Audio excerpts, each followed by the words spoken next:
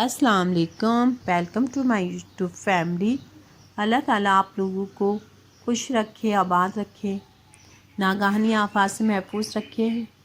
آپ کے لیے ایک پراسرار واقعہ پیش خدمت ہے۔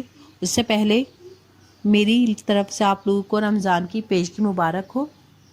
اللہ تعالیٰ بہترین رمضان کرے آپ لوگوں کے لیے۔ کراچی کے ایک معروف اخبار میں کئی دہائیوں سے ملازم علی صاحب نے اپنا ایک واقعہ پیش کیا ہے۔ اخبار کے ملازم عام طور پر رات کے راہی ہوتے ہیں۔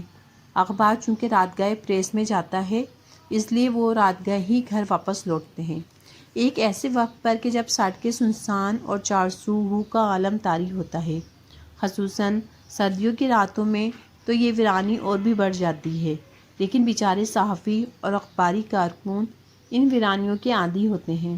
وہ روزانہ بلا خوف ان اندھیری ویران راتوں میں اپنے گھروں کو لوٹتے ہیں۔ تو بھائی علی صاحب کی بھی یہی روٹین تھی، شام کے وقت اور رات گئے تک دیر گھر پہنچنا۔ یہ 1900 دہائی کا ذکر ہے۔ ایک رات میں اپنی گاڑی شارع فیصل پر بلوچ کالونی فلائی اوور سے اتر کر نرسری کی طرف بڑھ رہا تھا۔ اس وقت تقریباً 3 بجے کا وقت ہوگا۔ میں ہلکی رفتار کے ساتھ پل سے اتر رہا تھا۔ اسی وقت اچانک میں نے دیکھا کہ سامنے کچھ فاصلے پر ایک انتہائی بوڑھی خمیدہ کمر عورت، جو اپنے ہاتھ میں ایک گٹھی لیے پل کے فٹ پاتھ پر پیدل چلتی ہوئی آہستہ آہستہ نیچے کی طرف جا رہی ہے۔ مجھے حیرانی ہوئی کہ رات کے اس پہر یہ عورت یہاں کہاں گھوم رہی ہے۔ میں نے کار کی رفتار آہستہ کی اور عورت کے قریب جا کر پوچھا، ماں تم اس وقت کہاں جا رہی ہو؟ رات کے اس سناٹے میں میری آواز ہر طرف گونج گئی، لیکن اس بوڑھی عورت نے کوئی توجہ نہ دی اور اپنی سیٹ میں خرامہ خرامہ آگے بڑھتی رہی۔ میں نے بھی گاڑی کو اس کے ساتھ آگے بڑھایا اور پھر چیخا، اماں تمہیں کہاں جانا ہے؟ میں چھوڑ دیتا ہوں۔ میری دوسری آواز پر وہ عورت ٹھٹک کر رکی اور میری طرف دیکھا۔ میں نے فوراً گاڑی روکی اور ہاتھ بڑھا کر دروازہ اندر سے کھول دیا۔ بوڑھی عورت اندر آ کر بیٹھ گئی اور گٹھی اپنی گود میں رکھ لی، لیکن جیسے ہی میں نے دروازہ بند کیا تو گاڑی میں اچانک ایک ایسی ناگوار بو پھیلی کہ جو میری زندگی میں اس سے پہلے کبھی نہیں سونگھی ہوگی۔ یہ بدبو تو نہیں تھی، لیکن ایک ایسی عجیب اور پریشان کن بو تھی جسے سونگھ کر مجھے ایک خوف سا طاری ہوا۔ اس وقت میں نے سوچا کہ اس عورت کو لفٹ دے کر میں نے ٹھیک نہیں کیا، لیکن اب کیا ہو سکتا تھا؟ اب تو وہ اندر آ کر بیٹھ چکی تھی۔ اماں آپ کو کہاں جانا ہے؟ میں نے گاڑی آگے بڑھاتے ہوئے نظر سڑک پر رکھے ہوئے اس سے پوچھا۔ محمود آباد جانا ہے، ایک عجیب سرسرائی اور گونجتی سی آواز میں جواب آیا۔ میں حیران ہوا کہ محمود آباد جانے کے لیے وہ اس طرف کیوں آئی ہے۔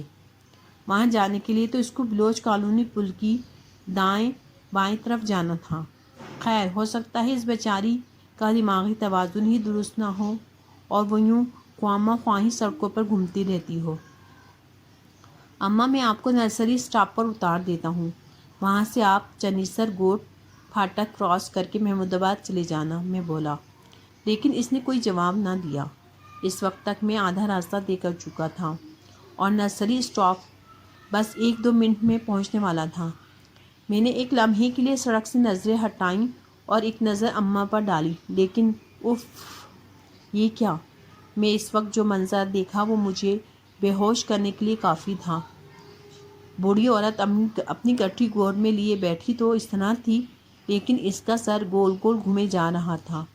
360 ڈگری پر اس کا سر ایک فٹ بال کی طرح اس قدر تیزی سے چکر پہ چکر کھانے جا رہا تھا کہ اس کے چہرے کے خد و خال بھی دکھائی نہیں دے رہے تھے۔ میرے بدن میں ایک جھرجھری سی آئی اور یکایک جسم کے سارے رونگٹے کھڑے ہو گئے۔ میری روح کی گہرائیوں سے ایک زوردار ہذیانی چیخ برآمد ہوئی۔ تیزی سے میرے حلق کی طرف لپکی، لیکن میں نے اللہ جانے کیسے ہمت کر کے اس چیخ کو اپنے منہ سے روک لیا۔ اماں تم جو کوئی بھی ہو، میرے ساتھ یہ مت کرو، میں بولا، اور بعد میں حیران بھی ہوا۔ اس قدر خوفناک منظر دیکھ کر بھی کچھ بولنے کی ہمت میرے اندر آخر پیدا کس طرح ہوئی۔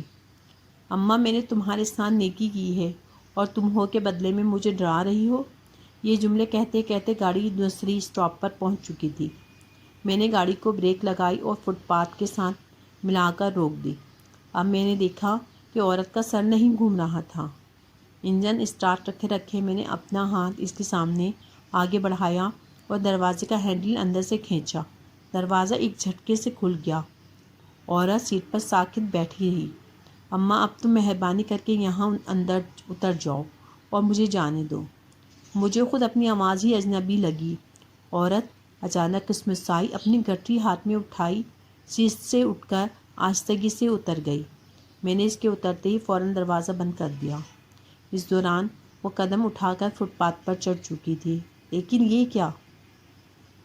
فٹ پاتھ پر چڑھتے ہی وہ اچانک فضا میں تحلیل ہو گئی۔ ایک لمحے پہلے وہ میری آنکھوں کے سامنے موجود تھی اور اگلے ہی لمحے فٹ پاتھ خالی تھا۔ مجھے اپنی آنکھوں پر یقین نہیں آیا۔ میں نے ایک لمحے کے لیے ادھر ادھر دیکھا۔ دور دور تک کوئی ذی نفس موجود نہ تھا، یعنی میں اکیلا خواہ ہی وہاں کھڑا تھا۔ میں نے اپنے سر کو جھٹکا اور ایکسیلیٹر پر پاؤں کا پورا زور ڈال دیا۔ گاڑی ایک جھٹکے سے آگے بڑھی تو اس کے ٹائر سڑک پر چیخ کر بلند سے چرچرائے۔ رات کے سناٹے میں یہ آواز دور دور تک پھیل گئی اور گاڑی تیز رفتار سے شارع فیصل پر دوڑتی چلی گئی۔ میں اس عورت کی گاڑی میں موجودگی کے دوران اتنا خوفزدہ نہیں ہوا تھا جتنا اس کے اترنے کے بعد ہو رہا تھا۔ میرا جسم اچانک تپنے لگا اور مجھے ایک لرزہ سا طاری ہو رہا۔ خدا جانے کس طرح میں گھر تک پہنچا۔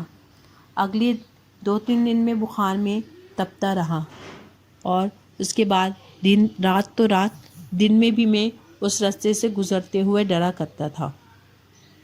اگر ہماری ویڈیوز آپ کو پسند آتی ہیں تو ہمارے چینل کو لائک کیجیے، سبسکرائب کیجیے۔